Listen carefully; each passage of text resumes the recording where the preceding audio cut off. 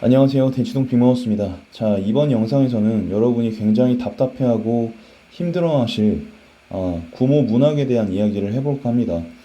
여러 이제 전문가들이 여러 이야기들을 했지만 사실은 저랑은 조금 다른 이야기들을 하고 있어서 저는 여러분들께 좀 더 본질적인 이야기 그리고 여러분들이 들었을 때 좀 따끔할 만한 이야기들을 해볼까 합니다. 문학 문제 푸실 때 어떤 친구들은 이제 내가 다 맞은 것 같은데 막상 채점했을 때 많이 틀리는, 소위 말해서 요즘 말로 의문사당한 친구들이 있을 것이고, 또 어떤 친구들은 이제 문제를 풀 때부터 당최 답이 안 나오는 경우가 있었을 거라고 생각을 합니다. 그런 것들을 다 떠나서 문학 공부 나름대로 열심히 많이 했고, 또 재수 삼수 하면서도 문학 많이 했고 했는데 왜 이번 시험에서 문학에서 이렇게 하필 많이 틀렸는가? 여기에 대해서 굉장히 힘들어하고 도무지 이제 어떻게 해야 될지 모르는 무기력에 빠져 있는 친구들이 많을 줄로 압니다. 제가 그 부분에 대해서 좀 허심탄회하게 말씀을 드리고 확실한 가이드라인을 드릴 테니까 이 영상 보시고 도움 받으셨으면 좋겠습니다. 영상이 도움이 되신다면 구독과 좋아요 한 번씩 부탁드리면서 시작을 해보겠습니다. 먼저 문학이 이렇게 어렵게 출제되는 경향성에 대해서 살펴보고 왜 그럴 수밖에 없는지를 좀 살펴보려고 합니다. 원래 지금 교육과정상에서 독서에서의 평가 요소를 좀 살펴보면요. 독서 지문을 통해서 측정하려고 했던 게 사실 사실적 사고, 추론적 사고, 비판적 사고예요. 근데 이게 시험상에서 뭔가 편제상으로 독서와 문학으로 나눠서 그렇지 지금 평가원에서는 사실 독서 문학 구분 없이 사실적 사고랑 추론적 사고랑 비판적 사고가 여러분에게 있는지 없는지만 체크하면 되는 거거든요. 그래서 독서를 가지고도 사실적 사고와 추론적 사고와 비판적 사고를 측정할 수가 있고, 물론 독서 지문으로 이러한 세 가지 요소를 측정하는 게 더 효율적이고 타당도가 높지만 지금 현실적인 상황에서는 독서에서 난이도를 높이지 말라고 했으니 이런 요소는 사실 난이도를 높였을 때 더 측정이 용이한 측면이 있지 않습니까? 근데 이제 그걸 하지 말라고 했으니 사실은 문학 쪽으로 이걸 이식하는 것 뿐이에요. 이 부분을 묻지 않을 수는 없으니까 문학 쪽에도 좀 배분을 해서 어쨌든 독서 난이도를 조금 낮추더라도, 물론 쉽진 않았습니다만 낮추더라도 문학 쪽에도 사실적 사고, 추론적 사고, 비판적 사고를 강화해서 밸런스를 좀 맞추겠다 이런 의도로 해석이 되고요.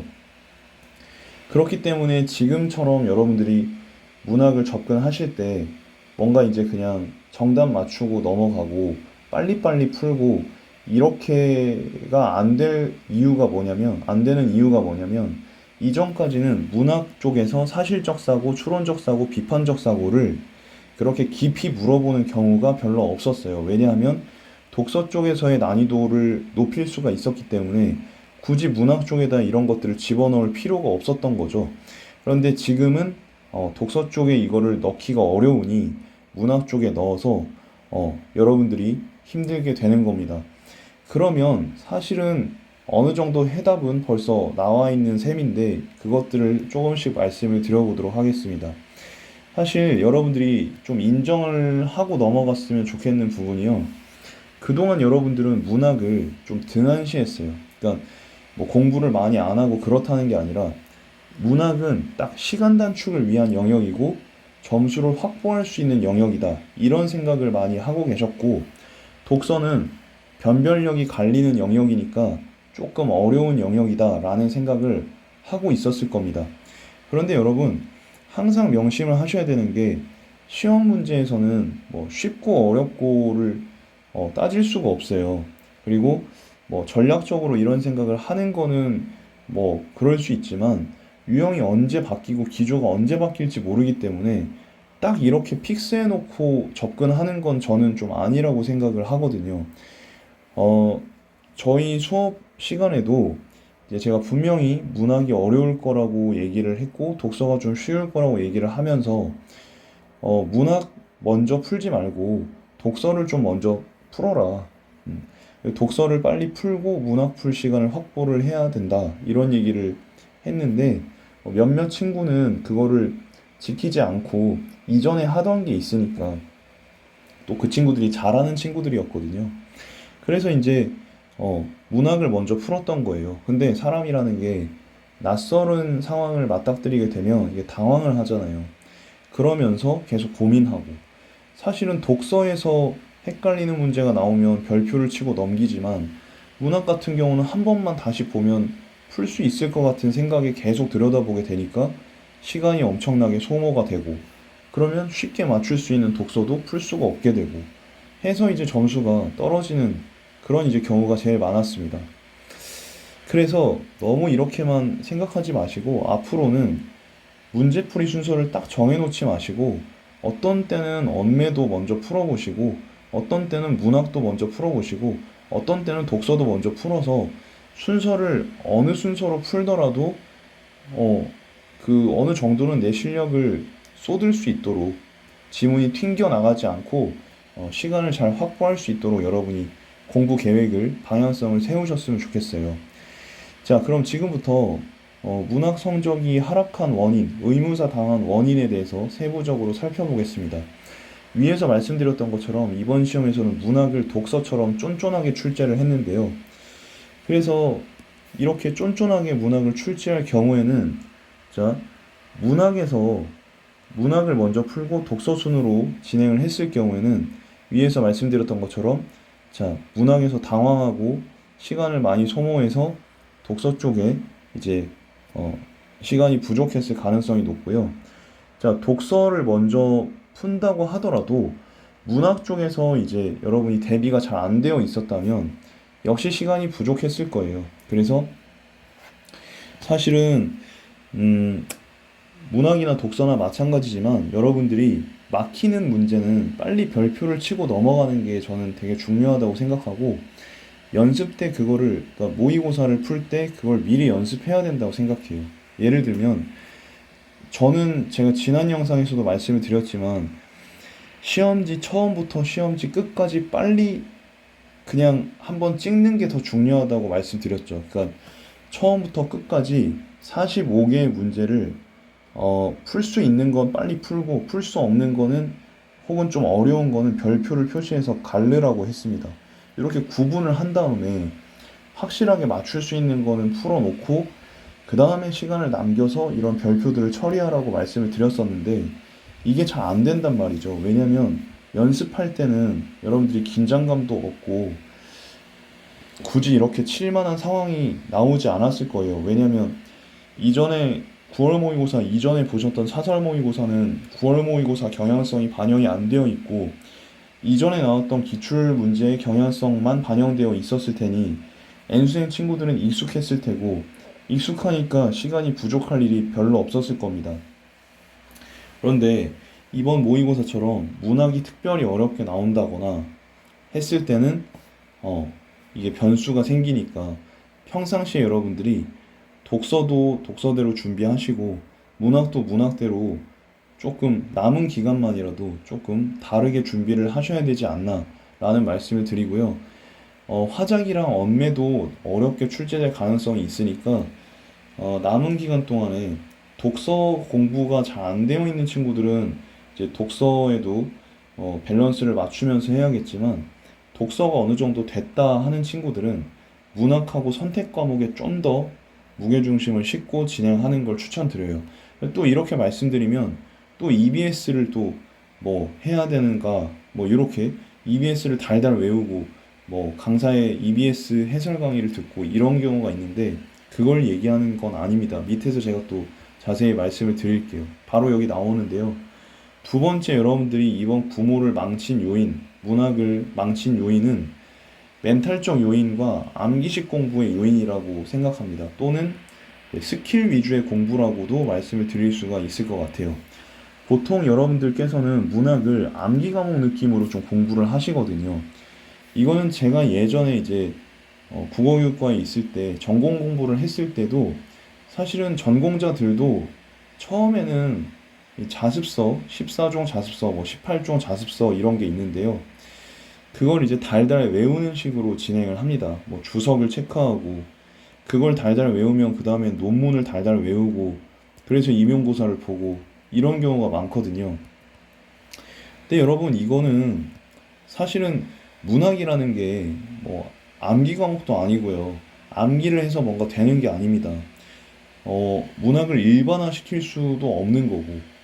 그래서 여러분들이 작품 하나하나를 암기 과목 느낌으로 EBS 연계가 중요하다고 해서 EBS 연계 공부를 집중적으로 하고 막 이걸 달달 외우려고 하는 거는 사실은 문학에 대한 모독이자 아주 잘못된 방법이라고 생각합니다. 그렇다고 EBS 연계 공부를 아예 하지 말란 얘기는 아닙니다. 뒤에서 말씀드리겠지만 EBS 연계 공부를 문학의 주 메인 공부로 해서는 안 된다는 말씀을 드리고 싶은 거예요. 혹시라도 학원에서 EBS 연계 강의를 많은 시간을 들여서 하고 있다면 그거에 대해서 여러분들이 좀 깊이 고민해 볼 필요가 있어요. 물론 EBS 연계를 아예 안 보는 친구들도 반성이 필요하고요. 지금 뭐 EBS 그 무슨 영상 같은 데 보면 EBS에서 뭐가 적중됐다 뭐 이런 얘기를 하면서 이제 그분들께서 이제 서로 축하를 하고 뭐 이렇게 좋아하시는 그런 부분들이 있다고 합니다. 그리고 이제 뭐 다른 강사들도 선생님들도 뭐 내가 이걸 적중을 시켰다 이런 식으로 얘기를 하는 경우가 많다고 하는데 솔직히 여러분 요즘 같은 경우는 뭐 솔직히 적중을 못할 수가 없어요. 왜냐면 대체로 나올 만한 게 보이고요. 예, 분석을 하다 보면 대충 뭐가 적중될지는 다 보입니다. 그리고 뭐라고 해야 될까요?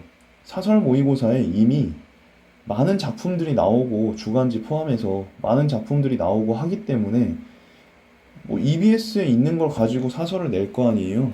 그러면 적중은 당연히 될 수밖에 없는 거죠. 근데 단순히 그 적중이 됐냐 안 됐냐 이게 중요한 게 아니라 그래서 뭐 EBS의 관계자분들이 EBS에서 뭐 작품이 많이 적중이 됐습니다라고 한다거나 아니면 특정 사설 모의고사 회사에서 우리 주간지와 모의고사에서는 적중이 많이 됐습니다라고 한다고 해서 여러분이 현혹되실 필요는 없는 거예요. 왜냐하면 어차피 적중이 돼봤자 난 문제 다 틀리는데 그렇지 않습니까? 어차피 내가 틀리는데 적중이 돼서 무슨 소용이에요.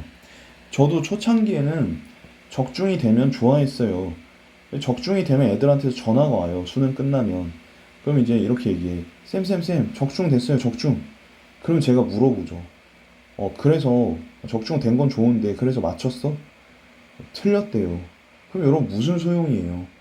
적중이 중요한 게 아니라, 적중은 이제 강사의 명예를 높일 수 있는 뭐 그런 요인으로 작용을 하니까 사실은 그것도 아니지만, 그래서 강사들이 홍보를 하고 또 인강 회사나 뭐 주간지 회사나 EBS나 이런 데서 이제 홍보를 하는데 그게 중요한 게 아니라 정답률이 중요한 거죠. 여러분들이 맞추냐 못 맞추느냐 이게 중요한 거죠. 근데 그걸 달달 외운다고 해서 뭐가 되는 게 아닙니다, 여러분. 그럼 대체 어떻게 해야 되는지는 뒤에서 말씀드리고 어쨌든 지금 여기서는 EBS가 능사가 아니다라는 걸 제가 말씀을 드리고요. 포인트는 이거죠. 문제를 빠르고 정확하게 푸는 것이 중요하다. 그런데 여러분들은 어떻게 생각하냐면 빠르고에만 지금 주안점이 맞춰져 있다고. 핀트가 빠르고에 맞춰져 있어. 정확하게라는 건 없다고 여러분들한테 지금. 무슨 말인지 알겠어요? 무슨 말이냐면 문학은 빨리 풀어야 돼. 그래서 시간을 빨리 줄여야 되고 나머지 독서에 투입을 해야 돼. 그런 거잖아, 지금. 여러분들이 구모 치기 전까지 그렇게 생각을 하고 구모를 돌입한 거잖아요. 경적 필패라고 했습니다, 여러분. 제가 수업 시간에도 많이 언급하는 거지만 적을 가벼이 여기면 반드시 패한다는 거예요. 절대로 가볍게 여기면 안 돼요. 그리고 빨리 가려고 하면 필연적으로 느려집니다. 여러분이 막 서두른다고 생각해 보세요. 막 서둘러서 이제 학원이나 학교나 뭐 어디 가야 되는데 막 서둘러서 나왔어. 빨리빨리 챙겨서 나왔어. 근데 버스 타려고 지하철 타려고 했는데 지갑을 놓고 왔어. 핸드폰도 놓고 왔어. 그럼 그게 결과적으로 빨립니까? 아니죠. 집에서 빨리 나온 건 맞지만 다시 돌아갔다 와야 된다는 점에서는 결과적으로는 느리게 가는 거잖아요. 시험은 그렇습니다. 어떻게 보면 인생도 그렇다 생각합니다. 우리 부모님들 앞에서 제가 좀 그렇지만 우리 아이들한테 얘기를 한다면 여러분들이 급하게 서두를수록 오히려 돌아가게 되고 조금 천천히 간다고 생각을 하면 더 빨라진다는 얘기는 꼭 좀 드리고 싶어요. 그래서 빠르고에만 주안점을 두지 말고 이제는 빠르면서 정확하게를 할 수 있게 연습을 해야 되고 이 두 가지를 잡으려면 문학에 대한 본질적인 이해가 필요해요. 뒤에서 좀 말씀드리고요. 일단은 성적 하락 원인, 문학에서의 의문사 당한 원인 세 번째를 말씀드리겠습니다. 바로 무지성 공부입니다. 앞에서는 EBS를 너무 집중적으로 보는 경우에 대해서 말씀을 드렸는데 이번에는 EBS를 아예 안 보는 경우가 있습니다. EBS를 아예 안 보는 경우에는 사실은 본 친구들에 비해서는 불리하긴 하거든요. 다만 EBS를 너무 달달달 하면 문학 문제풀이를 정확하고 빠르게 풀 수 있는 문학의 근본적인 감상 능력과 독해력이 확보가 안 되기 때문에 그것만 달달달 보지 말라고 했던 거예요. 왜냐면 달달 외우는 건 암기력을 위한 거지 문학 문제를 풀기 위한 독해력과 감상 능력을 위한 건 아니거든요. 그래서 밸런스를 맞춰야 됩니다. 그럼 어떻게 해야 되느냐? 짜투리 시간에 EBS를 다회독하는 게 포인트입니다. 자, 짜투리 시간에 EBS를 다회독 여러 번 보는 게 빠르게 여러 번 봐서 눈에 익히는 게 포인트입니다.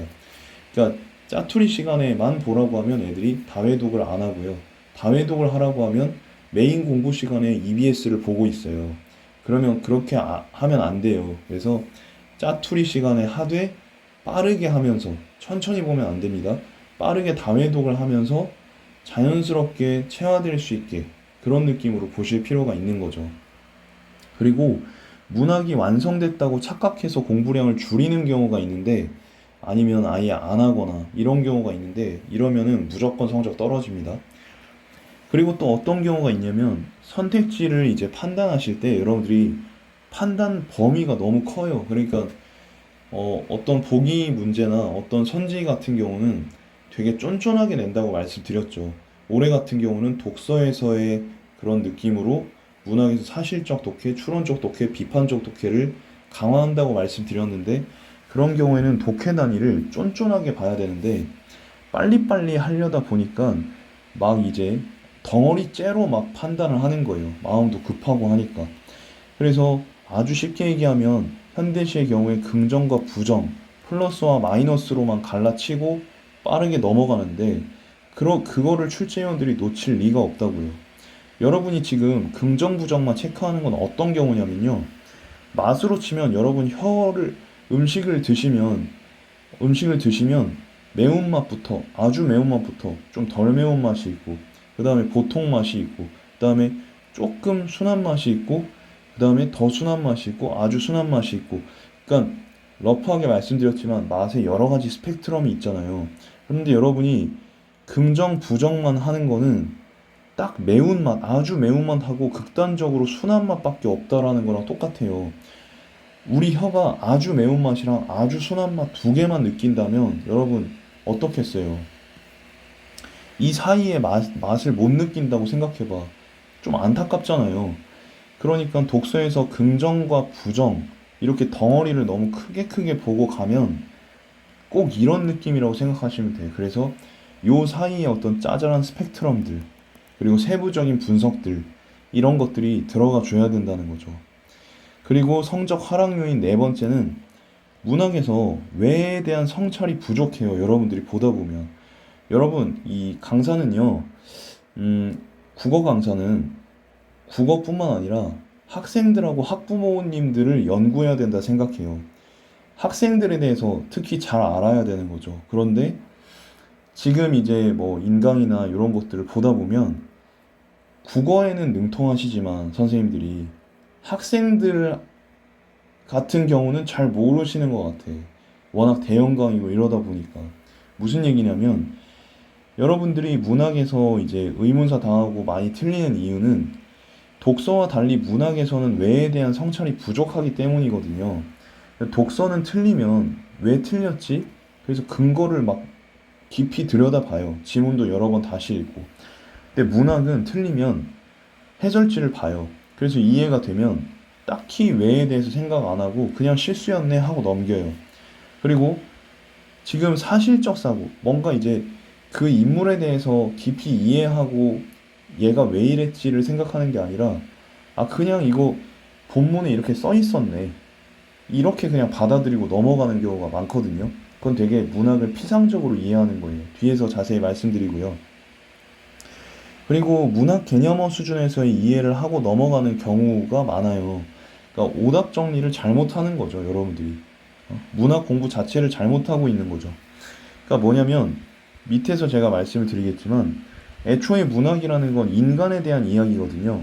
정보 전달을 위한 것도 아니에요, 문학은. 또 추론을 위한 것도 아니고, 비판만을 위한 것도 아니고, 시험만을 위한 것도 아니에요. 애초에 존재 목적 자체가 인간에 대한 이해를 하는 거예요. 여러분, 이거 본질적인 이야기, 쓸모없는 이야기 같지만 되게 중요한 겁니다. 이거에 대한 이해가 되면 당장 내일도 여러분 문학을 잘하게 될 수 있을지도 몰라요. 공부는 여러분 뇌로 하는 스포츠잖아요. 그러면 스포츠를 하려면, 잘하려면 규칙을 먼저 이해해야 되잖아. 근데 여러분들은 문학에 대한 규칙을 이해하려고를 안 해. 그냥 기계적으로 한다니까요. 여러분, 축구 규칙을, 전술을 이해하지 않고 공만 기계적으로 찬다고 해서, 달리기만 빠르다고 해서 좋은 축구 선수가 될 수 있습니까? 그렇지 않잖아요. 그래서 여러분들이 여기에 대한 이해를 해줘야 돼요. 인간에 대한 이해가 바로 문학 시간 단축의 열쇠이자 구명조끼라는 걸 여러분들이 이해를 해주셔야 돼요. 뒤에서 제가 자세히 말씀드릴게요. 근데 이런 이해가 95% 이상이 없다 보니까 이렇게 양치기를 많이 해도, 또 인강을 많이 들어도, 이 강사 거 저 강사 걸 들어도 점수가 안 오른단 말이야. 그러면 자책하면서 다시 EBS에 집착을 하게 되고, 왜냐면 어차피 내가 문제를 많이 풀고 했는데도 안 되니까, 아, 그럼 EBS를 잘 안 해서 그런가 보다, 다시 EBS에 집착을 하고, 그럼 EBS에 집착을 해도 당연히 점수 안 오르겠죠. 왜냐면 인간에 대한 이해를 하는 게 아니라 암기를 하는 거니까. 그래서 안 되면, 아, 문제풀이가 부족했구나, 다시 일로 와. 근데 문제풀이 아무리 해봤자 다 안 되니까 다시 EBS를 해. 이런 식으로 초수, 재수, 삼수, 사수, 오수를 하는 거예요, 문학 때문에. 특히 이과 친구들. 그래서 그렇게 되면 결과적으로 양치기와 적중률에 집착을 하게 되고, 수능을 망하게 되고, 다시 이 과정을 반복하게 되고, 무한반복을 하게 되고, 우리 부모님들이 보실 때는 이거 좀만 하면 될 것 같은데 왜 안 되지? 왜 안 되지? 이렇게 되는데, 결국은 수험생들이 문학에 대한 규칙조차도 이해를 하지 못했기 때문에 그렇다라고 제가 오늘은 다소 쓴소리를 드리겠습니다. 그래서 결론은 뭐냐? 그럼 네가 그렇게 잘난 척을 하는데 그럼 결론은 뭐냐? 자, 전공자인 제가 말씀을 드리면, 문학이야말로 등장인물이 왜 그렇게 행동하는가, 왜 그 지점에서 왜 그렇게 행동할 수밖에 없는가에 대한 이해가 필요해요. 그리고 왜 그런 생각을 할 수밖에 없었나? 왜 그런가? 걔는 어떤 사람이길래 그런가? 라는 걸 생각을 해줘야 된다고. 그리고 출제자는 왜 등장인물의 행동을 이렇게 해석했는가에 대해서도 생각해 볼 필요가 있습니다. 왜냐하면 출제자들은 본문을 보고 자기가 분석한 걸 가지고 그걸로 선지를 만들고, 그 논문을 조금 덧붙여가지고 선지를 만들기 때문에, 수험생 입장에서 그냥 일반적인 수준에서 출제자는 왜 등장인물의 행동을 이렇게 해석했는지를 생각할 필요가 있는 겁니다. 그리고 내가 틀렸다고 했을 때는 답지 보고 넘어가는 게 아니고, 그리고 단순히 하나 지우고, 틀린 거 하나 지우고 4개 중에 하나 찍어서 맞추고, 아, 맞췄네 하고 넘어가는 게 아니라, 내 생각은 왜 지금 등장인물이 그런 생각을 하는지, 왜 그런지 다시 생각해보고, 출제자는 왜 그렇게 해석을 했는가 생각해보고, 근데 왜 나는 다르게 해석을 했는지 그 차이를 생각해보고, 그 간극을 메우기 위해서는 어떻게 사고해야 되는가를 생각할 필요가 있다는 겁니다. 무슨 말인지 이해되시겠죠? 정리를 하자면, 등장인물에 대한 이해가 필요하고요. 출제자의 생각에 대한 이해가 필요하고요. 또 나 자신에 대한 사고 과정에 대한 이해가 필요합니다. 굉장히 중요한 얘기를 하고 있는 거예요. 이거를 받아들인 친구들은 당장 내일도 문학 점수가 업그레이드 될 수 있다고 말씀드렸어요. 자, 하지만 받아들이지 않는다면 여러분 계속 똑같을 거니까, 여러분들이 잘 판단해서 한번 믿고 해보시길 바라겠습니다. 여러분, 마지막으로 제가 여러분께 모두 닌자가 되시라, 모두 닌자가 되십시오 라는 다소 뜬금없는 말씀을 드립니다. 자, 닌자라는 게 뭐냐면 막 지붕을 타고 다니는 그런 애들이 아니고요. 여기서는 자, 참는 사람입니다. 참는 사람. 그래서 요 닌자는 이거 이제 우리식으로 쓰면 인자 이렇게 바꿔야 돼요. 그럼 지금 참을 인자를 한자로 쓰면요. 자, 이게 지금 참을 인자인데요. 마음 심자예요. 밑에 있는 건. 그리고 위에 있는 건 칼 도자예요. 그럼 이게 어떤 의미일 것 같아요? 심장에다가 칼을 꽂는 거죠. 그러니까 심장에 칼을 꽂는 그 정도의 고통조차도 견디는 것이 참을 인자라는 겁니다. 지금 여러분 굉장히 고통스럽고 힘들 거예요. 그런데 지금 이 시점에서는 참아야 됩니다. 여기서 못 참고 튕겨져 나오고 포기하면 끝나는 거예요. 결국 참는 사람이 이기는 겁니다. 그래서 자, 대신에 대치동 빅마우스의 영상과 함께 이겨나가시면 좋을 것 같고요. 그러니까 마음속에 칼을 꽂아 그 정도의 고통도 견딜 수 있을 정도로 여러분이 독한 마음을 품고 하지 않으면 남은 기간 역전은 어렵습니다. 하지만 반대로 저는 여러분들께 안 된다는 말씀을 드리는 게 아니라 반대로 이겨낸다면 이겨내는 사람은 극소수예요. 그 극소수 안에 여러분들이 포함되기를 바라는 겁니다. 그래서 반드시 참아내시고 다시 일어나셔서 반드시 올해 수능 국어 역전하시기를 바라겠습니다. 대치동 빅마우스는 다음 영상에서 또 수시라든지 수능이라든지 정시 정보로 찾아뵙도록 하겠습니다. 감사합니다.